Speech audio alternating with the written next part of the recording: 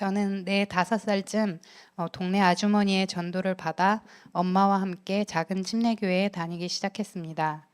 그러다 중학교 1학년 때 목사님의 어린 두 자녀의 보호자로 간 어린이 수련회에서 예수님을 영접하고 성령님께서 부어주시는 회개를 하게 되었습니다.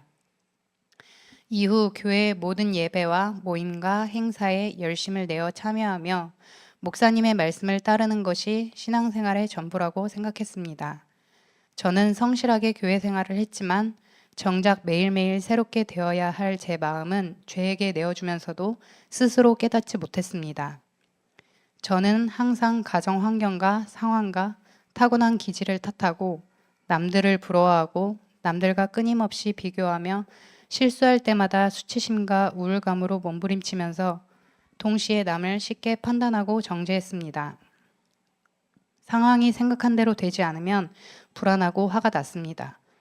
영적 침체가 길어질 때면 하나님께 버림받을 것 같아 불안하면서도 죄는 회개하지 않고 하나님께 도움을 요청하지도 않고 전의를 상실한 채로 무기력하게 살기도 했습니다. 성인이 되면서 속한 공동체의 단점들이 보이기 시작했고 성찰과 변화가 없는 교회에 마음이 멀어지기 시작했습니다. 시간이 갈수록 교회는 제게 괴로운 곳이 되어버렸습니다.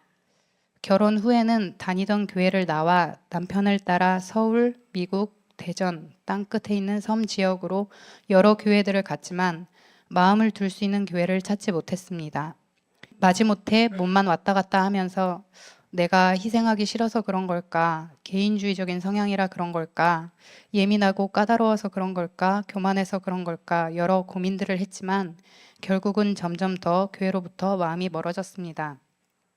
그러다 코로나쯤 종교통합에 대해 알게 되면서 저는 교회를 나와 자녀들과 집에서 예배를 드리게 되었습니다. 당시 저는 과도기이며 혼란의 시기를 보내고 있었습니다. 그동안 고수해오던 마지막 때와 하나님의 심판에 대한 생각들이 신앙인으로서 무엇을 하며 어떤 마음으로 어떻게 의미있게 살아야 할지 모르겠고 불안하게 했습니다. 허무함이 밀려왔고 영적 침체가 계속되면서 이러다 하나님께 버림받지는 않을지 두려웠습니다.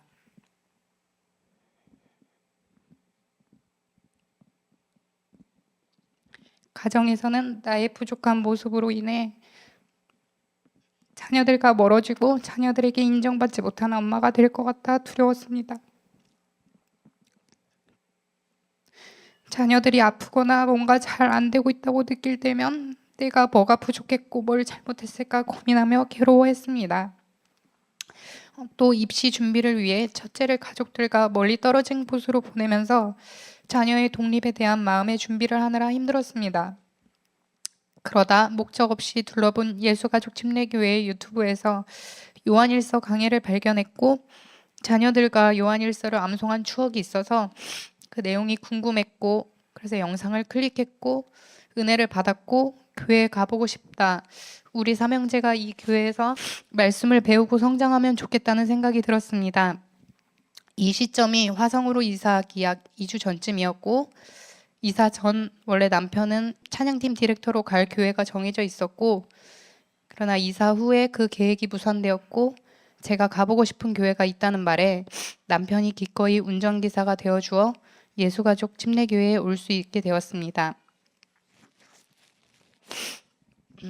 당시 마음이 많이 힘들었던 저는 주일마다 부어주시는 하나님의 은혜에 일주일을 살아갈 수 있었고 살기 위해 예배에 계속 나오게 되었습니다. 저는 이 모든 과정이 하나님의 인도하심이라고 느낍니다. 6개월이 넘는 시간 동안 예배를 드리고 말씀을 배우며 저는 행복한 신자가 되었습니다.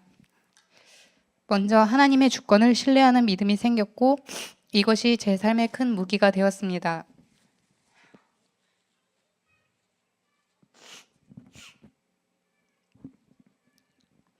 일이 원하는 대로 흘러가지 않아도 실수를 해도 사람들에게 인정받지 못해도 영적으로 살짝 내려가는 일이 있어도 하나님 주권 안에서 일어나는 일이며 하나님께서 나를 붙드신다는 믿음이 저를 흔들리지 않게 잡아주고 있습니다. 하나님의 의도 안에 있는 지금의 처지와 역할이 소중하고 감사하게 느껴지게 되었습니다.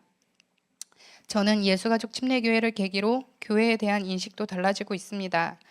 교회가 괴로운 곳이 아니라 나를 회개로 인도하고 은혜로 충만하게 하고 세상에 나아가 승리하게 하고 지친 마음에 안식과 위로를 주는 곳으로 바뀌었습니다. 예수님께서는 무한하신 하나님이심에도 제한된 사람의 몸을 입고 이 땅에 오셔서 하나님께 순종하는 삶을 친히 보여주시고 우리 죄를 대신해 십자가에서 죽으심으로 하나님께로 갈 수 있는 길을 열어주셨고 부활하심으로 우리에게도 부활의 소망을 갖게 하셨습니다. 하나님께서는 창세 전에 저를 택하시고 때가 되자 유후적 수명으로 부르시어 회개하게 하시고 의롭다 칭하시고 자녀로 삼아주셨습니다. 구원의 주체이신 하나님께서 나를 붙드시고 보호하셔서 영화롭게 되는 그 날까지 계속해서 회개하고 열매 맺는 성화의 삶을 살게 하신다는 사실이 너무나 든든하고 안심이 됩니다. 예전에 저는 성화나 거룩한 삶, 열매 같은 단어들이 너무나 부담스러웠습니다. 내가 주체가 되어 해나가야 하는 일이라고 생각했기 때문에 늘 힘들었고 좌절감을 느꼈습니다. 하지만 이제는 주체가 하나님이심을 믿기 때문에 하나님께 도움을 구하며 순종하는 과정이 때론 힘들 수 있어도 감사하고 행복합니다. 간증문을 준비하며 생각난 말씀이 있습니다. 갈라디아서 2장 20절 내가 그리스도와 함께 십자가에 못 박혔나니 그런즉 이제는 내가 산 것이 아니요 오직 내 안에 그리스도께서 사신 것이라. 이제 내가 육체 가운데 사는 것은 나를 사랑하사 나를 위하여 자기 자신을 버리신 하나님의 아들을 믿는 믿음 안에서 사는 것이라. 저는 삶의 모든 영역을 주인 되신 예수님께 맡기고 믿음으로 순종하는 삶을 살고자 합니다. 그리고 이제는 예수님의 몸된 교회인 예수가족의 지체가 되어 예수가족 침례교회의 정체성과 비전에 함께하며 교회 언약서의 내용들을 성실하게 살아내야겠다고 다짐합니다.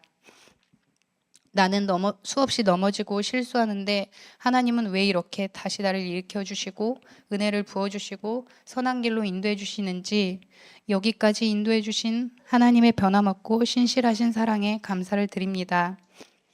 마지막으로 제가 이 공동체에 잘 적응할 수 있도록 마음 써주시고 격려해 주시고 기도해 주시고 헌신해 주신 전도사님과 예수가족 식구분들께도 감사를 드립니다. 예수가족 식구들의 따뜻한 눈빛들이 떠오릅니다. 저희 가족에게 베풀어 주신 호의를 잊지 않고 감사하는 마음으로 함께 신앙생활을 하고 싶습니다.